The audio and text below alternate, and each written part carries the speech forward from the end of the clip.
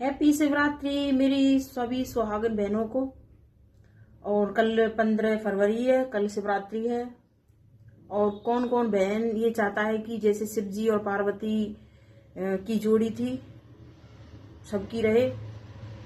और भाई मैं तो यही चाहूंगी कि हस्बैंड वाइफ में प्यार होना चाहिए, सबसे ज्यादा होना चाहिए प्यार।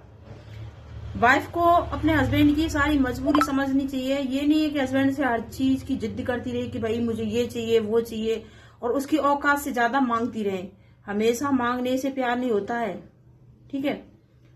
जितना होता है ना हस्बैंड अपनी वाइफ के लिए करता ही है। एनी टाइम ये नहीं है कि मुझे मेरी ये फरमाइश पूरी करो, ये फरमाइश पूरी करो।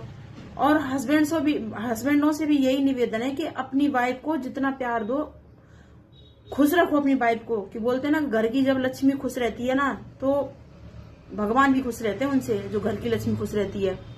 तो हमेशा जीवन एक बार मिलता है, क्या पता अगले जीवन में तुमको क्या बनना है, कैसा कर्म किया है इस जन्म में, अगले जन्म में क्या बनना है, कौन किसका हस्बैंड है, कौन किसकी वाइफ है। जो हमको जन्म मिला, हमारे हस्बैंड मिले, हमारी जो हमें वाइफ मिली, इस जन्म में हमको ऐसे रहना चाहिए जैसे गौरा और पार्वती का प्यार है। हमेशा अमर प्यार है इन दोनों का। कभी भी हर जन्म में भोले बाबा से गौरा ने यही मांगा था कि भाई मुझे हर जन्म में मेरे भोले बाबा ही मिले, जबकि उनके पास कुछ नहीं था दुनिया दिखाने के लिए।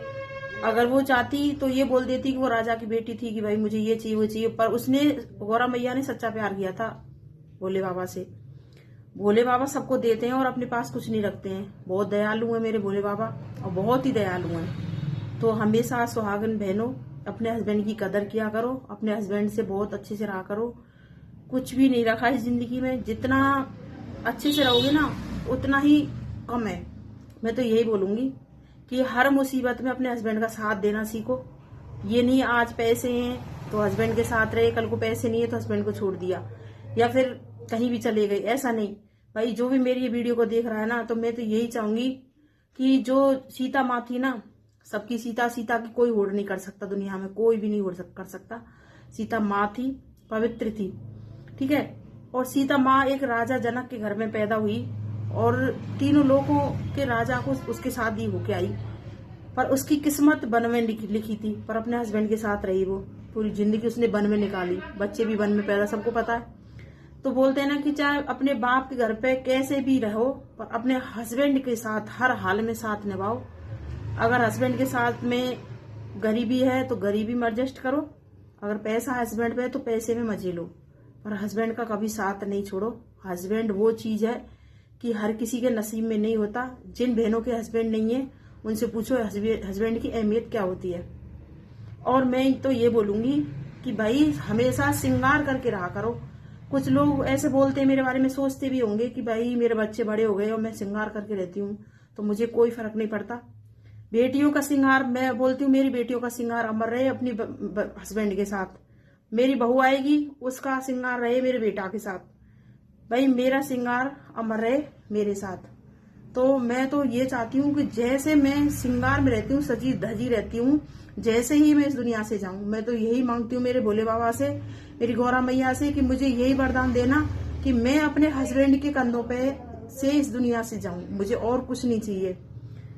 मैं खाटू श्याम पे जाती हूँ साल भर से, कल शिव चौदस वाले दिन 1 साल हो जाएगी मुझे।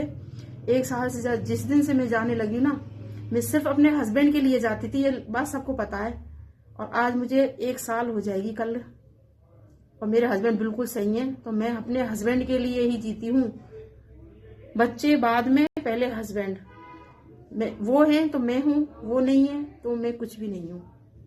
जय श्री श्याम, राधे राधे। सभी सुहागिन बहनों को मेरी तरफ से हैप्पी शिवरात्रि। खुश रहो, सुहागिन रहो, मस्त रहो, हंसते रहो, हंसाते रहो, किसी का गलत मत सोचो। जो खुश है, जैसे खुश है, उसको वैसे ही खुश रहने दो।